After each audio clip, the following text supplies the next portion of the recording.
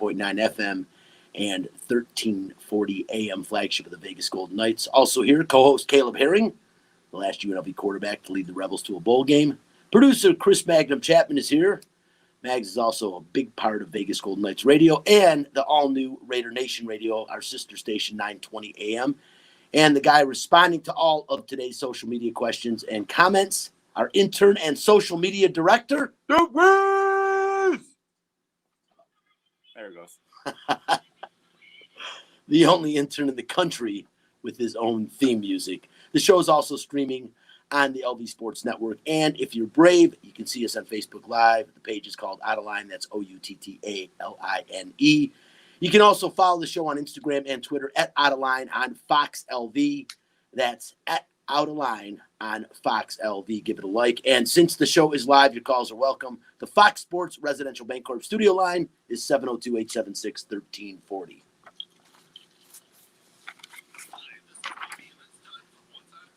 Yeah, What's on Tap, sponsored by title sponsor Residential Bancorp. Whether purchasing a new home or refinancing the home you already own, Residential Bancorp is the company to turn to for all of your home financing needs. Residential Bancorp, funding America one neighborhood at a time. On tap, the Vegas Golden Knights start the second round of Stanley Cup playoff action tonight. We'll be talking about that. The NBA playoffs are in full bubble mode, and it appears the cream is rising to the top. A home run record was just broken in Major League Baseball. You won't believe the team that broke it unless you're paying attention. And the Raiders are in Henderson, and Caleb Herring has the latest with S and B with C. And the Las Vegas Aces are back to their winning ways and are playing well in the wubble. That's what's on tap. If you're looking to buy a home or to refinance the home you're in, choose a company you can trust. Residential Bancorp, funding America one neighborhood at a time.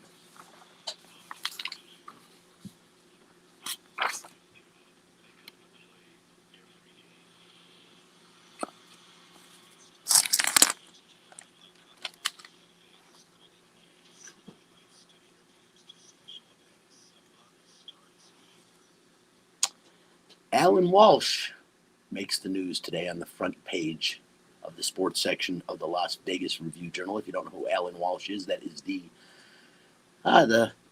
agent for Marc-Andre Fleury, the face of the Vegas Golden Knights, arguably for the last 2.5 years, the first 3 seasons of the team. And, I said last week that nobody is happy sitting on the bench when you were once a starter and you were once kind of the face of the team. That's a real tough pill to swallow no matter how old you get.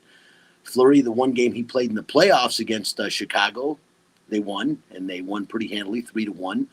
He faced a lot of shots, really played well. The one he did let in was kind of lousy, but Leonard is the younger and probably better goaltender right now, and probably if I'm Pete DeBoer, I'm starting Robin Leonard too, but we definitely know there's unrest. And Caleb, we talked about it before we walked in, but, Fleury, behind the scenes, he knew this was going to happen. And so is it to say Marc-Andre Fleury is not still a great guy, a great teammate? No, absolutely not. Yeah. But he knew this was going to happen.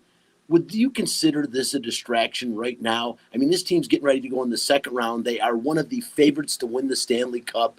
And now you've got a controversy. Yeah, I don't think it's necessarily a distraction because it didn't come from Fleury himself. And I know it's, the agent speaks on the behalf of the player most often, and anything that the agent says is going to be affiliated and assumed to represent what the player says. But I don't think that is the case necessarily. Now, Fleury hasn't, to my knowledge, disavowed the picture, the tweet, or the sentiment of what the picture had on Twitter. It's still up on Twitter. So it's like Fleury hasn't distanced himself from that thinking. So that may be controversial. That maybe is something that more of us in the media will probably focus on, that Fleury hasn't done that. But in the locker room, I think especially being in the bubble, I don't know, if these guys are checking their Twitters or on the internet or reading the media right now in the bubble. They're kind of isolated from all this anyway up in Canada. So I would hope that it doesn't become a distraction. I don't know how DeBoer coaches Fleury from that point. I don't know how the agent's relationship with the Golden Knights goes after this. That's all to be determined. And I think in some ways Fleury's done the right thing by not acknowledging it, because he should be focused where he should be focused. I think he should be focused on the games that he is playing, the ice time that he does get. I think he should be focused on that and and helping in any way he can to the playoff run. Now, if he had a discussion with his agent in confidence about being displeased about being on the bench and kind of feeling betrayed by the organization and by his coach, then the agent took it upon himself to do something and tweet about it. That is what the agent's supposed to do. The agent is supposed to speak on behalf of the player. So I don't fault him at all for that. It's not his job to keep the interest of the locker room continuity in mind. He's trying to do what's best for his player. Maybe he felt this was that, but I think it's immature, it's silly, and I hope the Knights don't get distracted by it. We'll see on the ice tonight if there's any kind of distraction or any kind of residue from this tweet. Chris, what do you think? The players, you've been around this team, so have I, for the past 3 years. Some of the best professional athletes. I always say hockey players are the most humble of all. Of the 4 major sports, they are the best guys to work with, be around, talk to. Even when you sit down and talk to a guy like Connor McDavid, he's humble, which you would not find if you sat down with the top player in the NBA. But my question is... You're trying to say LeBron James isn't humble? Yeah, Giannis is humble. Come on. What do you mean? The top player in the NBA. Giannis Antetokounmpo. He's humble. I'm not going to say that he's not humble. I'm going to say You just said. I'm saying that, talk to him one-on-one, you get a different vibe. There's just I know. You know what I'm saying. Yeah, okay. we get it. Thank you. So my point is these players still, regardless of humility, there is this team chemistry, and the Golden Knights, from what I've seen and being around sports for a long time, they have as good of chemistry as far as a team goes as any team I've ever been around or been lucky enough to cover, probably because the way they were thrown together initially. This is something that's carried over and lasted a long time. But now you have your first real controversy with arguably the face of this team for 3 years. Can this be a problem in the locker room? It could be. I mean, I'm not going to say it is. I don't know for sure, but like you just mentioned, every bit of adversity this team has faced where they've come together and united as a team has kind of been off the ice. They've never really had an internal issue, and I don't even know if it is an internal issue. I mean, we don't know if there's an issue between Marc-Andre Fleury and Robin Lehner, but the reality of the situation... I don't think it's Robin Lehner and Marc-Andre Fleury. It's probably Marc-Andre Fleury and Pete DeBoer where there's an issue. But, I know what you're saying. As far as, like, we've never had an issue where there's been controversy about playing time for somebody. Right. And the thing is, for Alan Walsh, as an unbiased, opinionated, I'm not going to say journalist, but someone who's around the team, I will say this. Alan Walsh is doing his job. His job is to represent Marc-Andre Fleury, do what's best for Marc-Andre Fleury, and if he feels that his client is being cheated, then his job is to get it out there. And look, we're talking about it. Pete DeBoer, and fans may not want to hear this, he doesn't have an allegiance to Marc-Andre Fleury. He wasn't here year 1. He wasn't here year 2. In fact, his team knocked the Golden Knights out of the playoffs in year 2 with Marc-Andre Fleury in net. We don't want to talk about that. He came on Well, mid-season. I think you kind of have to. He came on mid-season. His job is to win hockey games, not make the fans' feelings. I agree And with that. I was going to even mention just the fact that the Golden Knights have brought DeBoer in shows that they, as an organization, you can't sew yourself to an allegiance to a player or to a coach or to anybody, because if that player then becomes not your best option, you can't be tied to some sense of loyalty that's holding you back from putting your best player out there, because Leonard's clearly the better goalie right now who's playing right now. Yeah. So if you're keeping some allegiance to Fleury because he is the face of the franchise for the past 3 years, if you're keeping some allegiance to him and that respect and putting him in net just because of that, then your team's not playing at its best. And in the Stanley Cup playoffs, that's not the way to win. And I think that's what DeBoer's doing. And if you're Fleury's agent, yeah, you got to go to bat for your guy, but at the same time, you got to understand it's just the best move right now. Well, and Fleury's got to understand. Well, also, hey, guys, when you're going to bat for your client, Fleury is at the back end of his career. No one's going to argue with that fact, right? He's at the back. Now, here's the point. Why do you want to start being boisterous right now? It's not going to help him get paid more. Say. I mean, now you got a problem agent that you got to deal with. It's not about getting paid more. No, but it's cementing legacy, maybe. It's not like Marc-Andre Fleury is going to go out when he still has another 2 years on his contract. But do you think he wants to stay here he's got about 2 years left of his career, tops. I think he Me wants too. to play. Me too. and he's a competitor. And Me too. it's not like he's the only one. Every single guy. I mean, we're talking about Marc-Andre Fleury here, but think about a guy like Derek England, John Merrill. Yeah. Those guys have gone up to the bubble. They haven't played 1 minute. They haven't seen the ice once. Not in the exhibition. Should they? I'm not saying that they should, but these guys, it's stressful. In the twilight of your career, you want to be on. Well, of course you do. But that's the thing problem with nobody's talking about this aspect of it. What about the mental aspect of being in this bubble?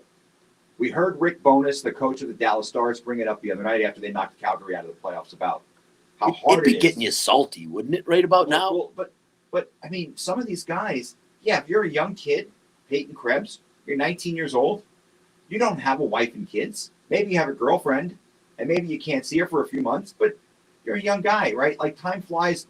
You have the beginning of your career to look forward to. Derek England would probably rather be back here with his family than sitting in a bubble by himself. I kind of feel like, John Merrill too. I mean, John Merrill's wife and kids are.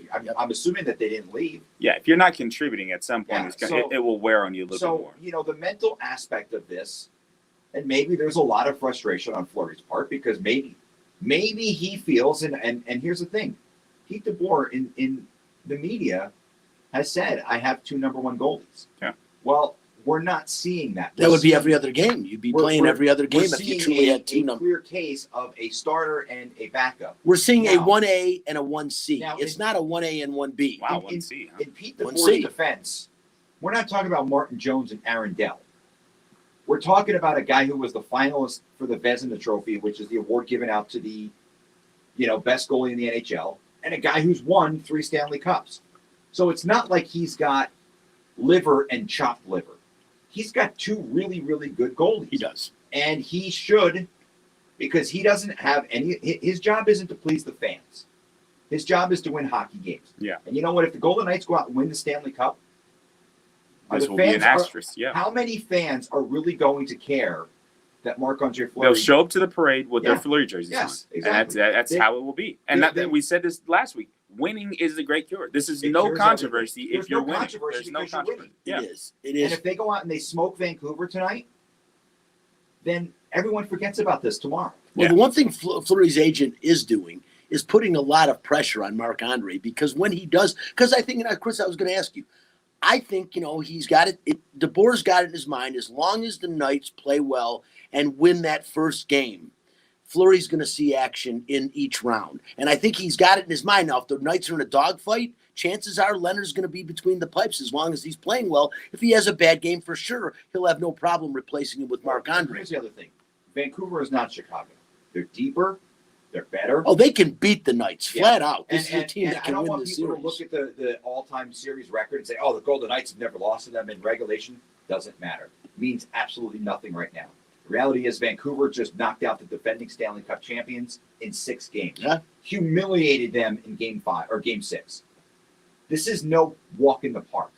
It's not an easy win for the Knights. This series very well could go 7 games. Marc-Andre Fleury will see action in this series. Well, I think so too. I'm saying in DeBoer's mind, let's be realistic, and we don't know what's in there, but I'm guessing in DeBoer's mind, he's got it set that Marc-Andre Fleury will play 1 game in each series. And if things change, Leonard, doesn't play well, or if they go up maybe 3-0 in a series, maybe Fleury gets an extra game. But I'm thinking 1 game per series right now because he has definitely earned that right. And I think it makes sense to have Leonard in there because Fleury's too old to go 7 games between the guys. I don't think he will ever make it a 7-game series. It's great to have 2 number 1 guys instead of 1 guy to rely on because you can't rely on Fleury for a 7-game series. Like you're not going to be able to rely on Fleury to finish off a tough knock him down, drag it out series if he's the number 1 guy. And that's why DeBoer says you got 2 number 1s because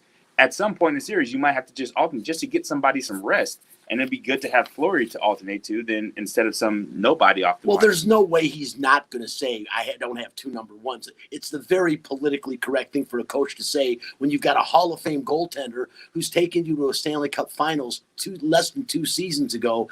That's something that you're going to think about. And so you got to make sure you're saying the right thing. But I think there's no question in DeBoer's mind and all 3 of our minds in this room right now in the studio, Leonard's the number one goaltender and Fleury's number two, and it's clear cut. It's not even a close first and second. The bottom line is, if it's a game 7 right now, Stanley Cup final, we know who's in net. There's not a question if it was happening today. Now things can change over the next week or 2 weeks, but it is what it is. The trade was made for Leonard for the future of this franchise. And the future, like I said, is now, because this team has a legitimate chance to win a Stanley Cup. And like you said, Caleb, they're going to go with their best option. Their best option is Robin Leonard. Real quick, we got someone on the phone, Craig. Hey, what's going on, man?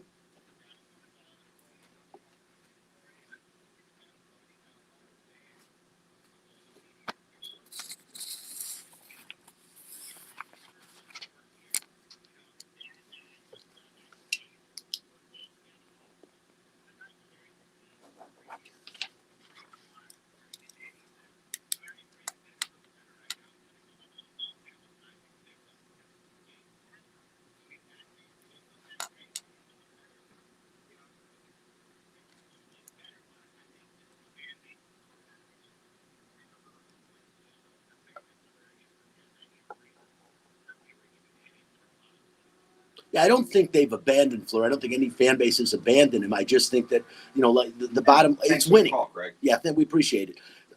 I think it's winning. And like we've said, winning is the number one thing. And I believe Pete DeBoer believes that they have a better opportunity to win with Robin Leonard right now. Yeah. And it's as simple as that. The other, and Craig kind of touched on it a little bit too. Marc-Andre Fleury, I feel bad for Marc-Andre Fleury. So do I.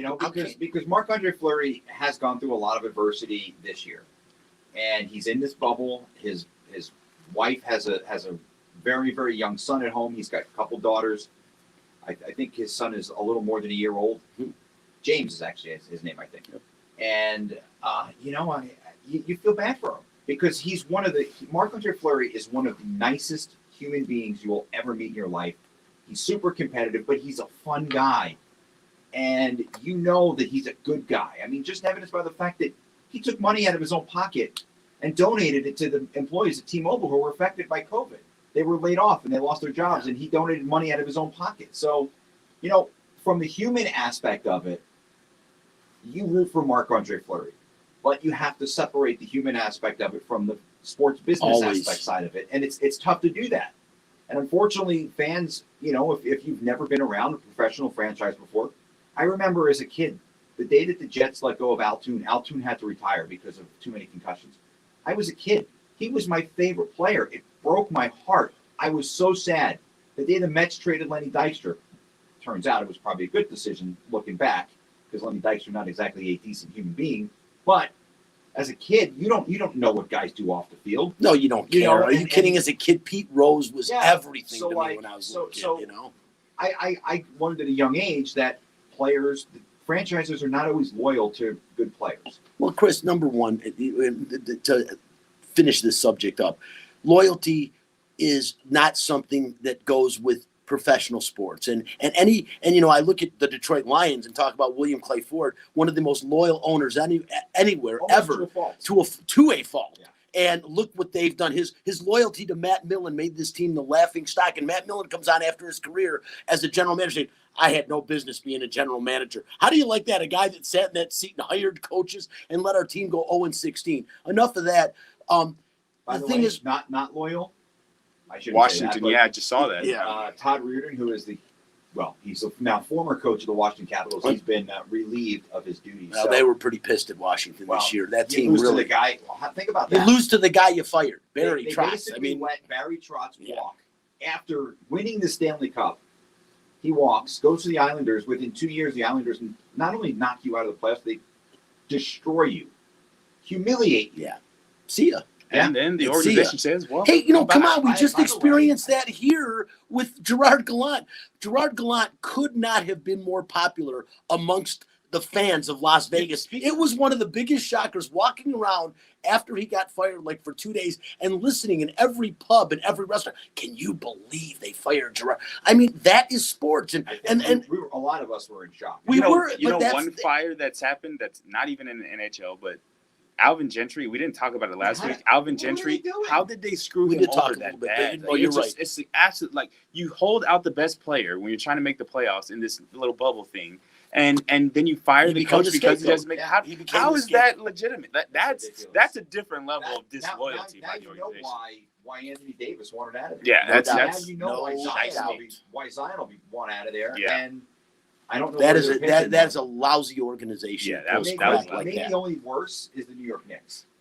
Yeah, that starts at the very, very top at the New York Knicks. And The bar isn't set very high. No, to be better than the New York no, Knicks. Yeah. no, it's really not. Listen, real quick before we leave the NHL, yesterday, only one game in the NHL, and of course, Dallas played Colorado. Colorado, a very formidable foe. And Chris, how big is losing Philip Grubauer to the Colorado Avalanche? Because it looks like, I mean, he was carried basically off the ice. I'll be honest. I feel like they have a capable backup in Pavel Francouz, and he. But you're bringing a guy up from the AHL after him. Yeah, You know, well, I that's mean, the thing. same thing in Boston. I mean, Well, it's the same thing. you got a here, 35-year-old goaltender in Boston now with no backup. You're in a lot of trouble Yeah. there. Well, it's like that here too. I mean, if Marc-Andre Fleury or Robin Leonard were to, unfortunately suffer some type of injury, you've got Oscar Dance, who at least has played a little bit in Right. the NHL, but only one game in 2 years. I mean, it's a tricky situation, but I feel like Colorado has enough to overcome it. That being said, I feel like Dallas kind of has their number. But you just said with Vancouver, Vegas has Vancouver's number Well, the that's- same way Dallas has Avalanche's number, and it's carried over to the playoffs, which is no reason to think that Vegas. I think that is a good mindset. You don't want to think we're invulnerable against this team, but in the same spec, it's like you go in with a nice amount of confidence. like An Steve appropriate DeBoer said. amount of fear. That's what Yeah. Popovich calls it the best. It's I an like appropriate that. fear. Yeah. And like Pete DeBoer said yesterday when he was talking to the media, they're a team that's gotten a lot better since the pause. They've gotten a lot better. They're a good team. Elias Pettersson, it's crazy to think that had Vegas, when in their initial draft, had they drafted one spot higher, they would have had the opportunity to draft Elias Pettersson. He went 5th. Cody Glass went 6th. So, I mean, that's pretty crazy when you think about it. Elias Pettersson, probably the best player in that draft so far. Yeah. And he went 5th. I mean, Nick Suzuki's not playing too shabby for Montreal and right if now you're, if you're either. New Jersey, Philadelphia, I think Cale Makar was in that draft too. But if you're New Jersey and Philadelphia, you go Nico Hischier and Nolan Patrick, and you're like, Elias Pettersson went a couple, Cale Makar went a couple spots after. Yeah, well, there's always head scratching a couple years after drafts. And in every single sport, you find the diamonds in the rough. Listen, we're going to take a break in a minute. I want to remind you, or I haven't even told them yet because it wasn't in my What's on Tap, but we've got Cassandra Cousineau, the Sportsnista, coming on today. And, it's finally I'm going to get myself set straight because, I've talked a lot about Dana White and the UFC, and I'm hoping Cassandra can smack me You around got this about coming. that. You asked for this. It's coming. I want right? You know what? I want it. If she can convince me that eventually these UFC fighters are going to be taken care of by a billionaire, I'd be happy to hear that. We'll talk about that in a little bit. Real quickly, guys, before we go to break, the NBA, we just started touching on that a bit, but pretty amazing. The Lakers, I said Portland was going to be tough for them, but I didn't think they would win. It seems like they've kind of got them figured out, and you awoke the sleeping king because the first game, Portland really embarrassed the LA Lakers, and a lot of people, I told you this was going to be the series, as Caleb mentioned.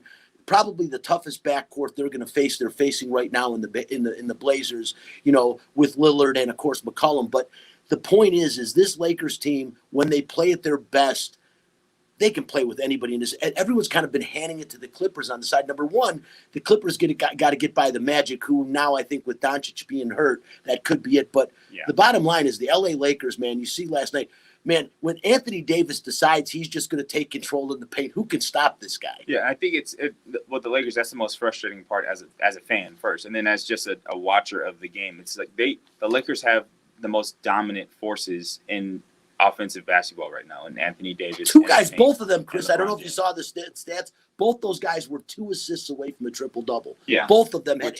That's it's unbelievable. Crazy to think that those, and when they underperform, and I guess when the others, as Shaq always calls it, the others don't knock down the wide open shots. I mean, you don't ask for much.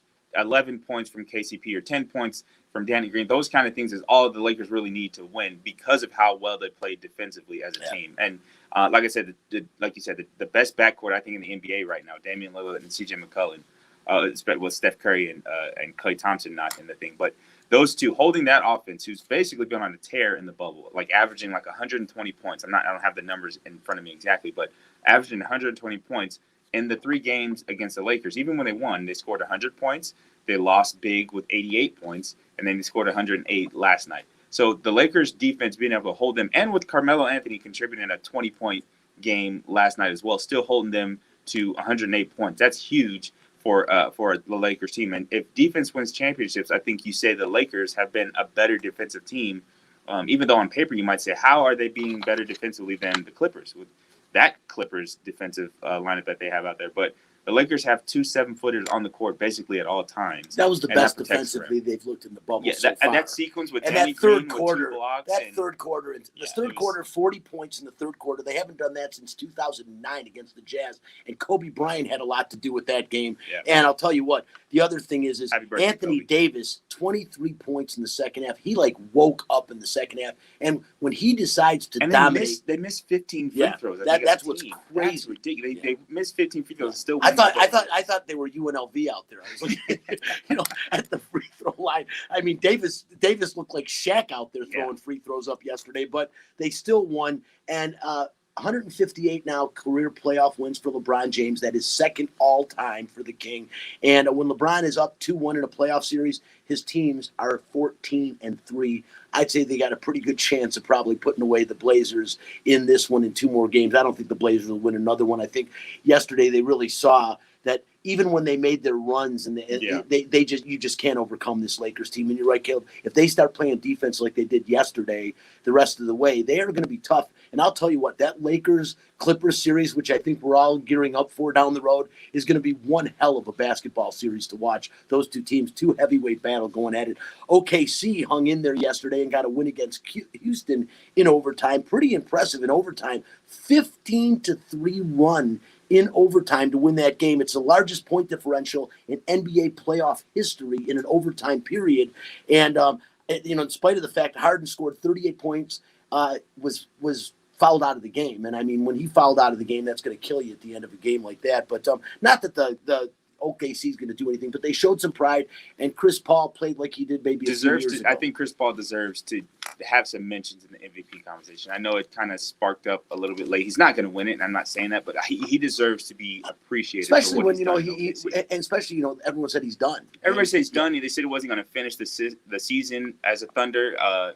They said, the Thunder basically admitted they were going to be in a rebuild, weren't expecting to make the playoffs. They've done much more than they were expected to, finishing not just in the playoffs, but well in the playoffs.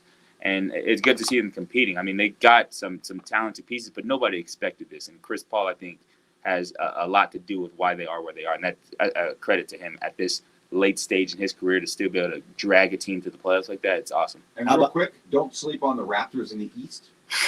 They look every bit of defending champion right now. What the hell is going on there? Defending champion without their star player from last year. Yeah. I mean, how the hell is that happening? Kyle Lowry is unbelievable. Fred VanVleet he was a bench player last season. Yeah. And now he's like he's an all-star. He's playing into an all-star right position. Now he's playing like an all-star. And you're right, with Lowry, we are really seeing how much better. I wondered how good he'd be without Kawhi there. Yeah. Oh my God, he's a star. Not only does he not have Kawhi, remember when they made the move for Kawhi, they gave up DeMar DeRozan as well. So now he's truly rolling solo. I mean, he's got some pretty good guys around him, but now he is the face of that franchise. They have really developed into probably the surprise team. And it's funny when you call NBA champion the surprise team of the league this year, but in the bubble, they are the surprise team the way that they're playing. Yeah, There's no question about it. They're good. And I'm just going to say it because I'm a Sixers fan. I don't know if there's any team in the history of the NBA who has done less with more than the Philadelphia 76ers of the last decade. Yeah. Trust the process has gotten you a 6th seed in the NBA. They need to break up that early team. Exit too. Yeah. They need to break up that team and just start again. How about this? Simmons is hurt every other day. What if, now that the Golden State Warriors have that number 2 pick, they package a deal with Wiggins and they send him to a place like Philadelphia and get a guy like Ben Simmons? Yeah, well, if Ben Simmons could stay healthy ever, my God, he's as dominating as he gets in the NBA. If I'm going to say no, I'd keep my roster. I'd maybe trade that number 2 pick and get some depth, but I wouldn't trade it to get another. I think the Warriors are going to be roster as constructed presently with the Warriors, if they don't trade the pick, I think the Warriors are going to be a contender next year. Is LaMelo Ball the guy who goes number 2? Is that what they're saying? That's what they're That's saying. what they're saying. Do you take the risk with? I mean, if you're Golden State, do you want the headache that comes with that? Absolutely. Just do me a No. favor. If you're going to, stay in your lane. Listen, real quickly. Giannis, we talked about him before. And before I leave the NBA subject, it wouldn't be fair not to talk about this guy. I mean, perfect. 85%. We're talking about perfect in the first half. 8 of 8, 2 of 2 from three-point land, hit his free throws. This guy was on fire, and truly unbelievable how good these first player in NBA history with 35 points, 10-plus rebounds, and over 85% field goal percentage in a playoff game in the history of the National Basketball Association. This guy is absolutely a monster. And, wow, I thought the Magic might be able to play a little bit with him. When Giannis says no, the answer is no. And it's as simple as that. Defensively, offensively, he is truly a beast in the game. And then finally, again, Luka Doncic, man, how disheartening. I know the ankle sprain is mild, and he's a game-time decision today. But this Dallas Maverick team truly is a team that could have forced 7 games with the Clippers. I don't think they could beat him, Caleb. But with a healthy Luka Doncic, I think anything is possible. Yeah, and not even just for now, with the future of this team, like with Luka getting back to health and Porzingis, who's still just 25, 26 years old. 21 for Doncic, 24 or 25 for Porzingis. Seth Curry, oh my God! They've locked in Seth Curry for 4 years. Tim Hardaway Jr., who's This a is young going to guy be a as well. fun team to watch. Dallas is going to be good for some years to come, and they're going to be a force in the West. It's going to be exciting to watch them grow together. It would have been nice to see them healthy play the Clippers, because they do cause them some matchup issues. Listen, we're going to take a break. On the other side, we are going to have Cassandra Cousineau, the Sportsnista, and we are going to talk some UFC. There was a little battle last night. Interesting, a UFC fighter winning. I think only the 11th fighter in UFC history to win a match or a bout in 3 different weight classes. Pretty cool. And of course, last week, probably Daniel Cormier. We've probably seen the last of him. Pretty special as well. And just the UFC in general, man. I'm a hypocrite. I love watching it, but I absolutely hate the compensation factor of that sport. We'll talk about that and more. This is Out of Line, Fox Sports Radio.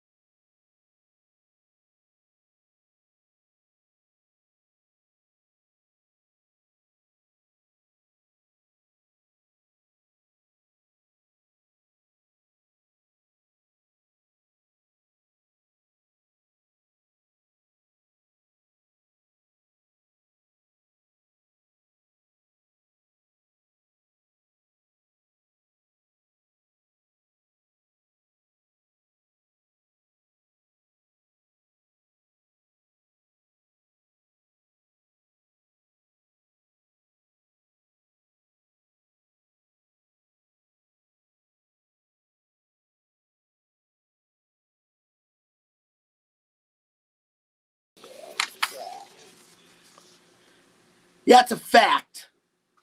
I've not been shy when it comes to, shall we say, my unhappiness about the compensation UFC fighters receive.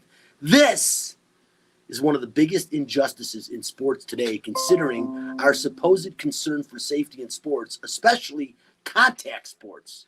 Joining us now to chime in and hopefully shed some light on why this is and when it might change is Cassandra Cousineau, the Sportsnista, who after, you got to get her back on the phone. I guess we just lost her for a second. But I'm right here. She has her fingers on the pulse of the UFC as much as anyone I know in this town.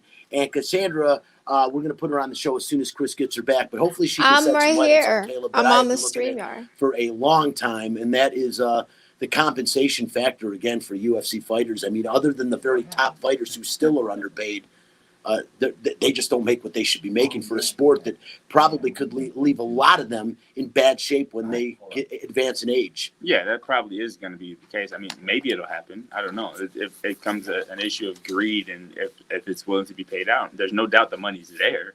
It's just like the people who should be getting it aren't getting it, but we'll see. We're going to see. She is a feature writer with lvsportsbiz.com. Of course, Alan Snell handles that, one of the greatest publications you can see online. Definitely check it out.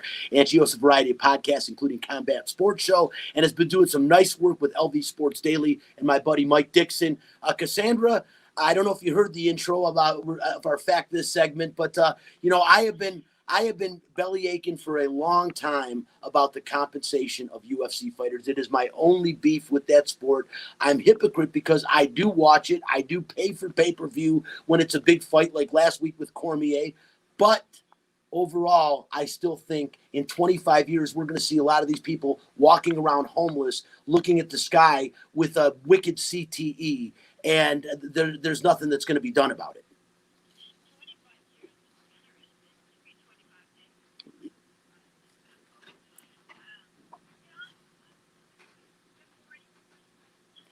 Hey, welcome to the show. Well, we were going to say good morning, but we lost you for a minute there, so we got you back.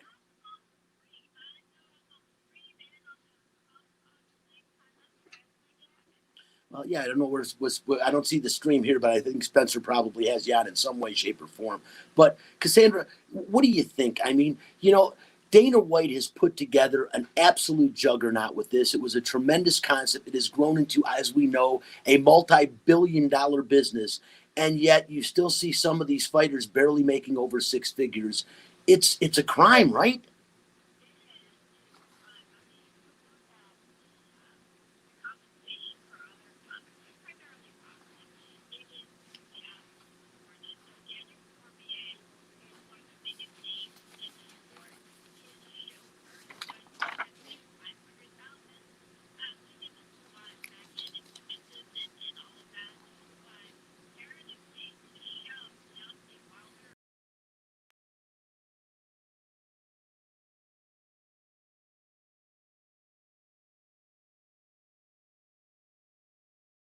And all of that, but comparatively to show Deontay Wilder against Tyson Fury in their rematch was, I want to say it was $5 million to show. Now he made a lot more than that, but still, if you look at the only place where you see that UFC does better than boxing is how it pays its female fighters. So Amanda Nunes makes $500,000 to show up. And she should. She's the face of the UFC, in my opinion. There's nobody to fight her. I mean, I'm excited about the Megan Anderson fight coming up supposedly on December 12th, if all goes well and everything. But don't be excited about that fight. Amanda's gonna destroy. Well, yeah, I always get excited just to see the lioness get in the octagon. Well, I mean, I'm a huge fan of Amanda Nunes. I don't think there's ever been a more complete fighter in all of combat sports. I know that there are fighters who have perhaps a longer resume of accolades. Holly Holmes, for instance, in boxing, Clarissa Shields is a back-to-back gold medal winner. But in terms of being a complete combat fighter, no one comes close to being Amanda Nunes. And I'm talking male or female. No, she is absolutely incredible, dominating the sport like no one else. People look back to Ronda Rousey, and I think in Ronda Rousey's prime, Amanda Nunes would kick her ass, and that's my opinion. Well, Ronda was was a one-trick pony. I mean, she was a great judo fighter and had all the swag to sell a fight, but she's in an entirely different class of coming. And I think even today's fighters, there's probably 5 or 6 women I would even put ahead of Ronda in her prime. Yeah, I agree. And the unfortunate thing is right now, you just don't have anybody really that can fight Nunez. I mean, she's just that much head and shoulders among every other fighter. How about real quickly last week's fight with Stipe and Daniel Cormier? I mean, an incredible third match between those two. I think it was the end of Cormier's career. But you know what? You look at Cormier before the fight, and I'm thinking, God, he always, to me, looks a little bit out of shape. Like he's like doing, and then what a performance this guy puts in. I didn't think the fight was going to be as close as it was, and I was really impressed. Talk about, I won't say he's going out on top, but at his age in that fight, he's going out on top for me, the way he fought in his last fight. Daniel Cormier will always be a revered fighter and personality for UFC. We actually, LVSportsBiz.com, we put out a story about his legacy being intact. He's a company man. And I don't mean that in a pejorative way. It's just that Daniel Cormier has been the guy that Dana White has gone to, whether he is a broadcaster sitting at the desk or whether he shows up on short notice to fight on a big card. So he is secure in terms of how much he is revered. But think about this. He was runner-up in 2 divisions, light heavyweight and heavyweight. And honestly, it's not even close. He's never going to beat John Jones. The reason why he became champ, and it was such a big deal for him to have those 2 belts, it was a nice thing to say, but he didn't beat John Jones. He got the belt because Jones peed hot. Yeah. And he was by default the guy standing there that they could hand the belt to. Stipe is a true heavyweight. Daniel Cormier is not a true heavyweight. He's a big guy. He's a nice, rotund, heavy guy.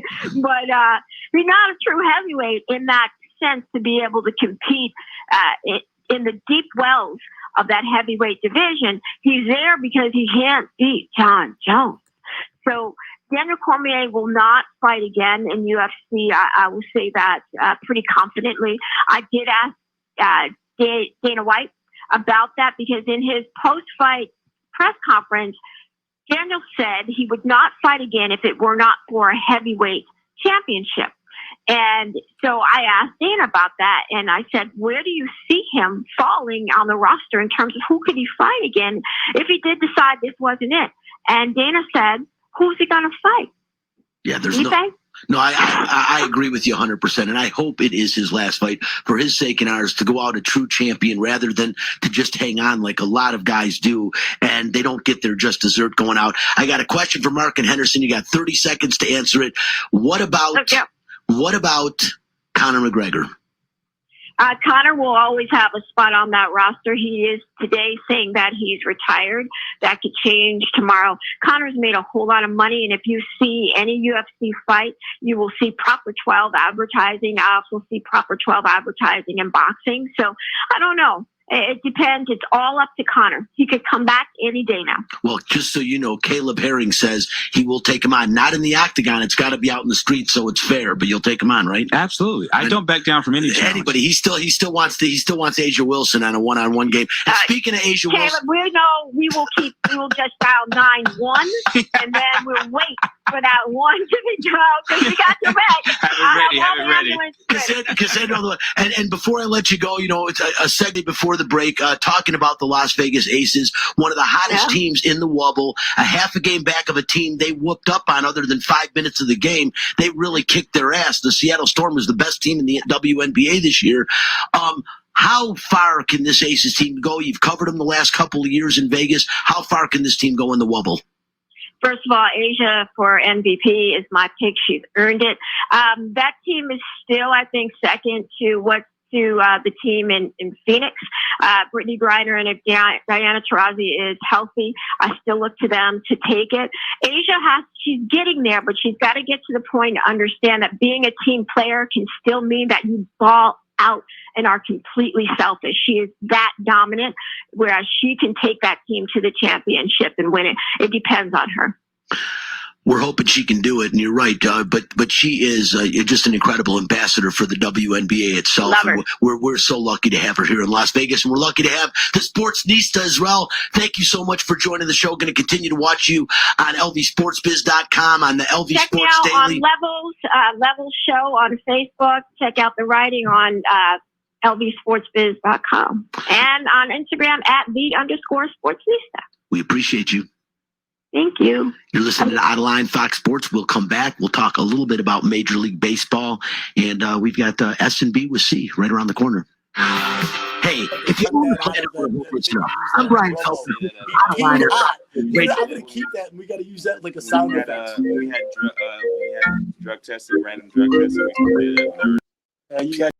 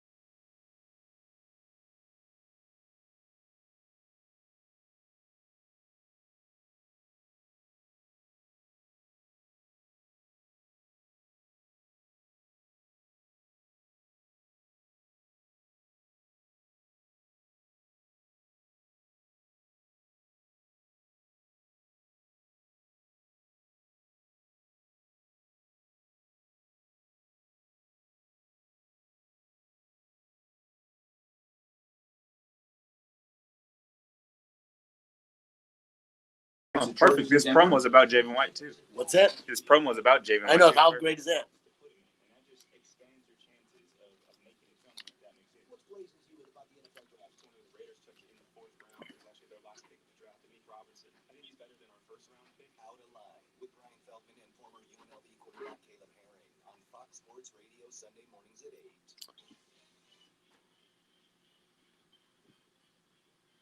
What a good segue, having that promo about Javen White. And time for S&B with C. It's all about the silver and black with Caleb Herring.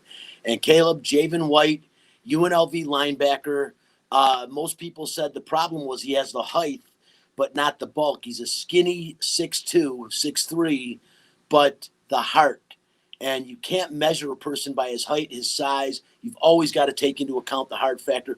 Javen White has, and I thought when he played at UNLV, I didn't know whether he'd make it or not, but what I said about Javen White is he has an NFL motor. Yeah, and that's the thing that's going to separate him, I think, in camp is he can make the roster, be a special teams guy, be on the depth chart as a linebacker, and potentially get playing time. Maybe not a starter, maybe not significant minutes, but work his way up the ladder that way. So got high praise from Gruden a couple times. He got a sack during a scrimmage. I don't think it was on Carr, but got a sack during the scrimmage, which we want to talk about too. Also, the Raiders had the first practice scrimmage at Allegiant Stadium, which was, if you haven't seen the pictures and the videos of the stadium on the inside and what it looks like, the finished product on the inside, my goodness, it's a beautiful stadium. It's immaculate. First of all, that's awesome. Derek Carr separated himself during camp. Aren't they practicing there this week? Yeah, they practiced there. I think 2 days ago was the first day Right. that they all got to go in there and practice. I'm not sure if they're going to continue practicing there, but yeah, they're practicing there right now. Derek Carr has separated himself. I know there's a lot of swirlings about Mariota coming in and potentially challenging him for the starting job. It looks like it's Carr's job. If it will stay his job during the season, yet to be determined, but I think it should. Derek Carr is going to have his most talented roster to date as a Raider, so I think he's going to have a pretty good year.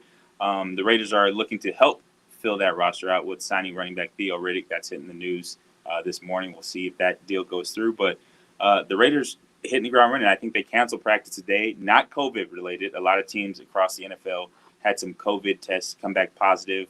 They think it was a lab issue, but the Raiders had practice canceled, not because of COVID issues, just decided for the administration to cancel practice. They will have walkthroughs later this afternoon, but the Raiders doing good with COVID, handling that the right way, looking good on the field. The Raiders looking to have a good season. We're debating if they're going to be a playoff team or not. I think they will. We'll see how things shake out. Well, I think 7-9, but you know what? Hey, I hope they do have a really good season. And the one thing, Caleb, you did say is correct. They have definitely put more pieces around Derek Carr to make him successful, drafting the fastest player in the NFL draft this year by picking up Riggs from Alabama. And then you've also got, again, Waller coming back, who separated himself as one of the top 5 tight ends in the National Football League last year. And you've got a solid running back who's got a year under his belt. And as long as he's healthy, I think Derek Carr, there's no excuses. He has to have a good season this year. He has every level of the offense as far as the passing game goes, even with Hunter Renfrow working the underneath routes as, a slot guy.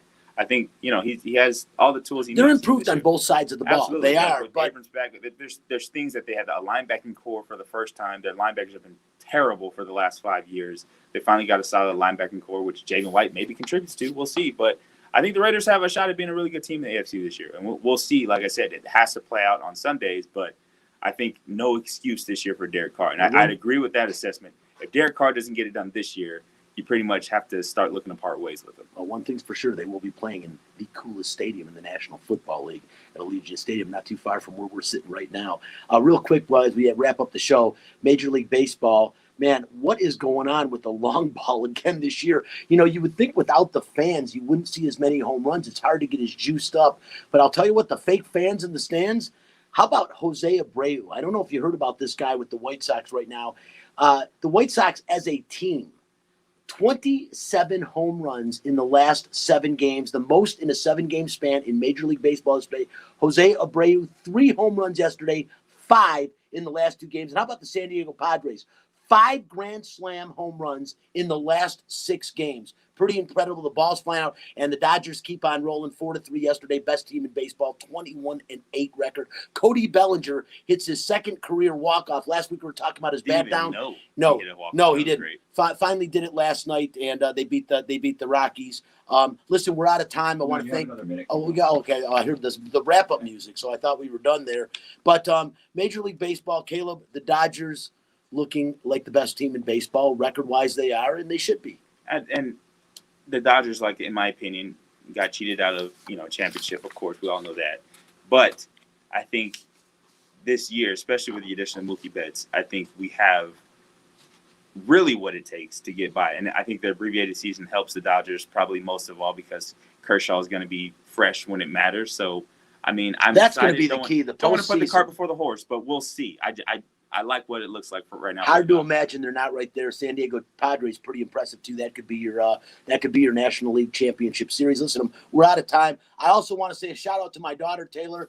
I am going to be a G. That's all I can say. G-Pop. I'm going to be a grandpa, man. Congratulations to my daughter. Pretty cool. Congratulations to my family. We're excited. I want to thank Cassandra Cousineau, the Sportsnista, for being here. My co-host Caleb Herring, Chris Magnum Chapman, and in the break room, Go Wiz! Can't forget the Wiz. Can't forget the Wiz. Every week, same time, 8 o'clock right here, Fox Sports Radio, flagship of the Vegas Golden Knights, 98.9 FM, 1340 AM. I'm Brian Feldman. We're out. We'll see you next week. Bye-bye.